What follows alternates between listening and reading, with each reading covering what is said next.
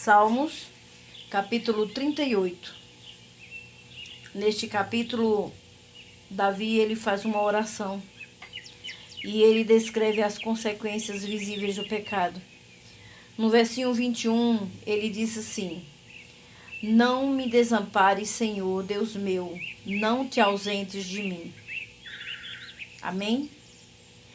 Naquela trágica tarde, no Éden, Deus ele não ficou triste porque Adão e Eva tinham comido do fruto, mas sim porque os filhos amados, que outrora corriam felizes aos braços do Pai, desta vez se esconderam dele.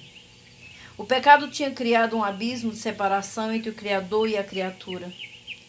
Esta é a consequência mais cruel do pecado e insta para que o ser humano viva apenas preocupado com a exterioridade. A partir daquele dia, a humanidade começou a sua corrida solitária pelo deserto da vida. O tempo se encarregaria de lhe mostrar como é triste viver separado de Deus. Separação traz desintegração e desintegração, consequentemente, traz a morte. A pergunta é: quantos anos você tem? Desses anos, quantos dele você considera feliz? Porque, na verdade, ou você vive ou você vegeta. E para viver, para ser feliz, só na presença do Senhor. Porque o mais é vaidade, segundo Salomão. E no Salmo 38, Davi descreve as consequências visíveis do pecado. E no versículo 3 do capítulo 38 de Salmos, ele diz assim: Não há partição na minha carne, por causa da tua indignação, não há saúde nos meus ossos, por causa do meu pecado. E aí Davi chora. O pecado afeta a vida física do homem. O pecado apaga o desejo de viver, que gera endorfina, alimento das células do corpo. A vida perde sentido. A criação, a criatura deixa de viver e apenas ela existe. E tornam-se, no versículo 5 do capítulo 38, Davi continua: Tornam-se infectas e purulentas as minhas chagas, por causa da minha loucura. E Davi continua. E com esse lamento, ele descreve que a consciência é capaz de fazer com a mente do pecado. Como pude fazer esta loucura? Desespera-se o pobre pecador. Logo que o fascínio da tentação acaba, mas já é tarde. As consequências sociais do erro aparecem como setas ferindo a alma. E aí no versículo 11 do capítulo 38, Davi continua: Os meus amigos e companheiros afastaram-se da minha praga e os meus parentes ficam de longe. Tristeza, desolação, abandono, autocondenação, facas afiadas que ferem até sangrar. Davi sabia muito bem o que era isso.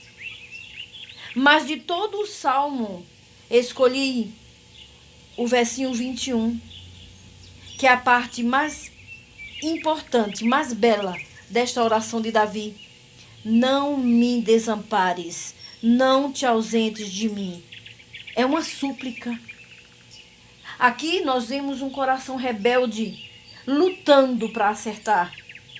Quando as luzes ofuscantes da tentação vierem à tua vida, pense um pouco no mundo de escuridão e frio que envolve o coração por causa do pecado.